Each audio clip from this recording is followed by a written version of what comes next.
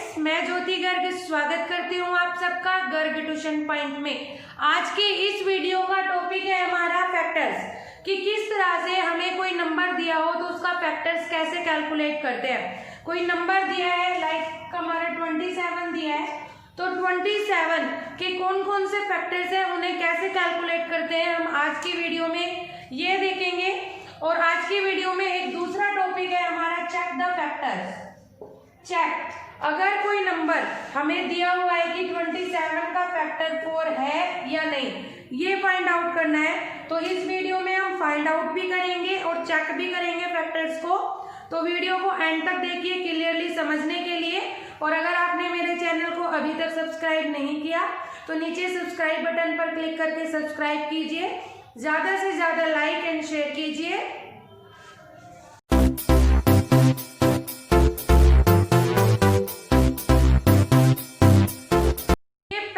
निकालने के हमारे दो मेथड होते हैं। किसी भी नंबर का जब हम मेथड फैक्टर कैलकुलेट करते हैं तो दो वे होते हैं, एक होता है मल्टीप्लिकेशन वे, दूसरा होता है हमारा डिवीजन वे।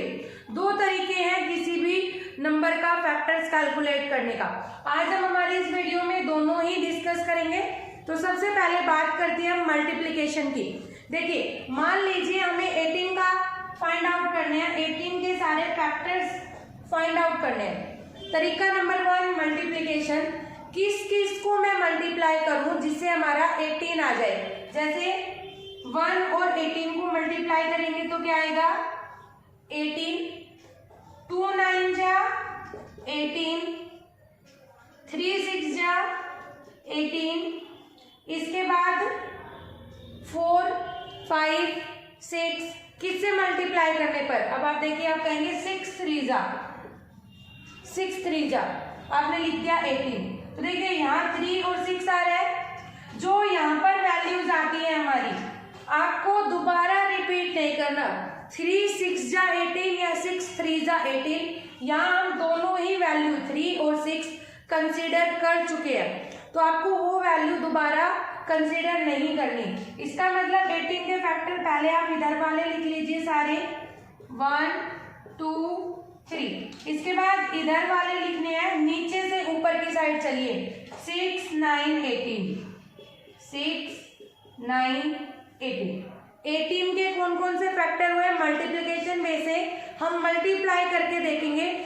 जिन दो नंबर को मल्टीप्लाई करने से हमें गिवन नंबर मिलता है वो हमारे कहलाएंगे फैक्टर्स। जैसे 18 1 और 18 को कैलकुलेट करने से मिलता है। उसके बाद 2 9 जा 18, 3 6 जा 18, 4 की टेबल में 18 नहीं आता, 5 की टेबल में नहीं आता, 6 हम ऑलरेडी कंसीडर कर चुके हैं। ध्यान रखना स्टूडेंट, जब हमारा ऑलरेडी कंसीडर्ड की हुई वैल्यू आ जाए तो आप ये समझ लीजिए कि इससे बड़ी सारी वैल्यू, लेकिन ये ध्यान रखना आपको ये असेंडिंग ऑर्डर में लेके चलनी है। पहले 1 से स्टार्ट करेंगे, 1 2 3 4 5 6, आप ऐसे नहीं कर सकते। पहले तो आपने लिख दिया 118, इसके बाद 3 की टेबल में आता है, इसके बाद 2 की टेबल में आपको याद आया 2 की टेबल में आता है। इससे आप कंफ्यूज हो जाएंगे। क्या कंफ्यूज हो जाएंगे, अब आपको समझ नहीं आ रहा कौन कौन सी वैल्यू हमने कंसीडर कर ली। लेकिन जब आप असेंडिंग ऑर्डर में करेंगे तो 1 2 3 3 के बाद 6 9 18, इसका मतलब जो बीच में वैल्यूज आ रही है वो हमारी 18 का फैक्टर है ही नहीं। जब आंसर यहाँ पर जो नंबर है वही वापस से आ जाए तो इसका मतलब इससे पहले और इससे बाद वाले, इसके इन नंबर्स के बीच में और इस नंबर के बाद वाली वैल्यूज फैक्टर्स में नहीं आती। फॉर एग्जाम्पल, एक एग्जाम्पल लेके समझाती हूँ मैं आपको।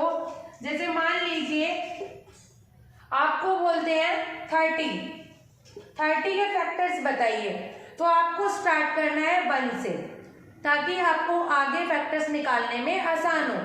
1 की टेबल में 30 कितने पर आता है 30 पर, क्योंकि 1 से उसी नंबर को मल्टीप्लाई करते हैं तो सेम नंबर आता है। 1 के बाद आपको 2 पे चलना है, सोचना है 2 की टेबल में 30 आता है क्या। यस, 2 को जब मैं 15 से डिवाइड मल्टीप्लाई करती हूँ तो मुझे 30 मिलता है। इसी तरह 2 के बाद आता है 3 की टेबल में भी 30 आता है। इसके बाद 4 की टेबल में नहीं आता, 5 की टेबल में आता है 5 6 जा 30।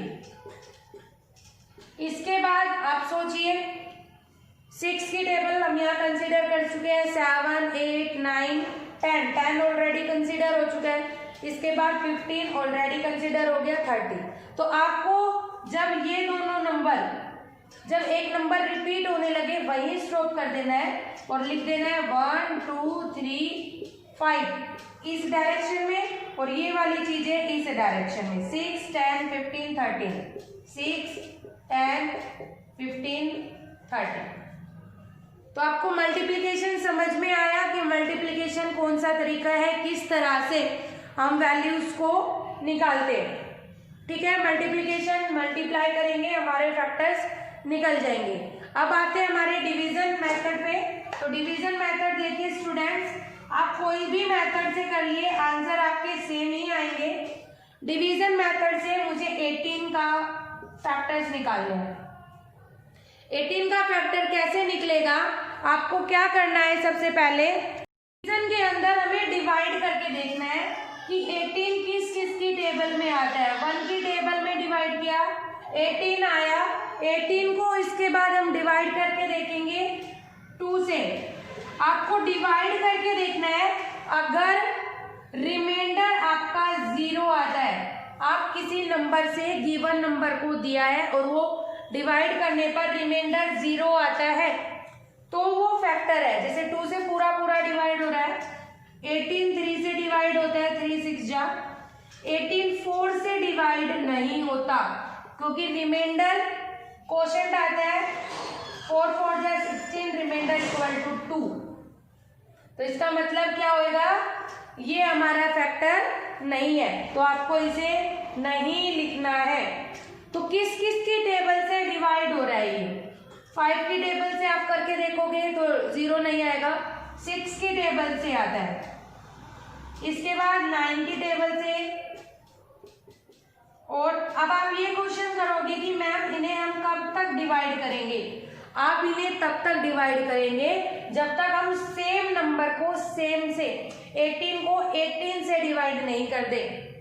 तो आप कहोगे मैम ये तो जैसे बहुत बड़ा नंबर आ गया 100, तो 100 डिवाइड करेंगे, नहीं, आपको अपना ब्रेन का यूज करना है और सोचना है कि किस किस नंबर से ये डिवाइड हो सकता है। जहां आपको कंफ्यूजन लगे कि 18 4 की टेबल में आता है नहीं आता, आप वहां डिवाइड करके देख लीजिए, 4 की टेबल पढ़ के देख लीजिए, उसे डिवाइड करके देख लीजिए रफ नोटबुक में। अगर डिवाइड करने पर रिमाइंडर 0 आता है तो ही आपको उसका फैक्टर है, अदरवाइज नहीं। तो देखिए यहाँ जब सेम नंबर सेम से डिवाइड होगा तब हमें स्टॉप करना है। तो यहाँ पर देखिए, यहाँ पर आपको सारे असेंडिंग ऑर्डर में ही मिलेंगे, 1 2 3 6 9 18।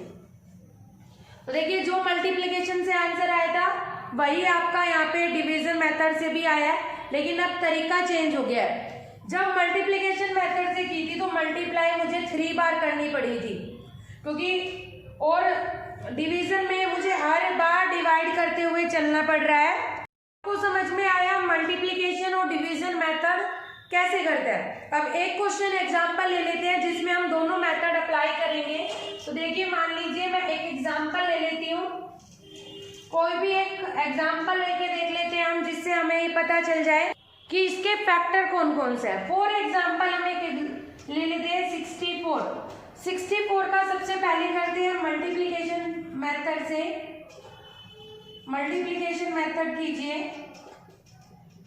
तो देखिए आपको क्या करना है, ये देखना है 64 किस किस की टेबल में आता है। तो 1 को 64 से करोगे तो 64, ऐसे असेंडिंग ऑर्डर में सोच सोच के लिखना है आपको। अब आप देखिए 3 को किससे मल्टीप्लाई करूं कि 64 आए, कुछ नहीं होता, तो हम स्किप कर देंगे, 4 को लेके चलेंगे,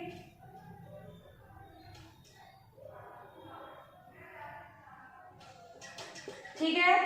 5 से करेंगे तो नहीं आएगा, 6 से भी नहीं आता, 7 से नहीं, 8 से, अब 9 से, 10 से, 11 से सेम नंबर आ चुका है। इसका मतलब ये और किसी से डिवाइड नहीं होगा और किसी से मल्टीप्लाई नहीं होगा, तो आप लिखेंगे 64 के फैक्टर है 1 2 4 8, 1 2 4 8। इधर से 8 हम दोबारा नहीं लिखेंगे, एक बार लिखने के बाद 16 32 64 and this is our answer. ठीक है, ये था मल्टीप्लिकेशन मेथड। अब आप करेंगे डिवीजन मेथड।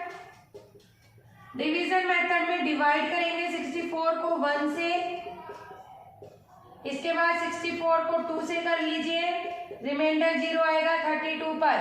64 को 3 से कीजिए, रिमाइंडर 0 नहीं आएगा इसलिए स्किप कर दीजिए। 64 को जब आपने 4 से किया 16 आ गया, 64 को 8 से किया 8 आ गया। ठीक है, इसके बाद 64 को 16 से किया, 64 को 32 से किया आपने, 64 को 64 से किया आपने 1 आ गया। ठीक है, तो अब आप यहाँ पे इसके फैक्टर्स लिख लीजिए तो सेम आएंगे इसके फैक्टर्स। तो ठीक है स्टूडेंट्स, आपको समझ में आया कि कोई क्वेश्चन दिया है उसे मल्टीप्लिकेशन और डिवीजन दोनों ही मेथड से उसके फैक्टर्स कैसे कैलकुलेट करेंगे।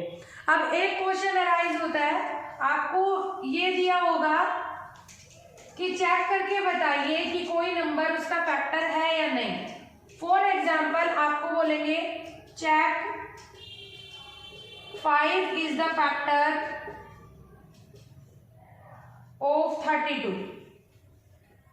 ये चेक करके बताइए 5 32 का फैक्टर है या नहीं। इस केस में आपको क्या करना है, 32 को डिवाइड करना है 5 से।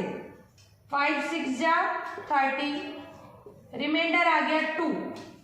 अगर रिमाइंडर 0 से छोटा या 0 से बड़ा है तो आंसर आएगा नो।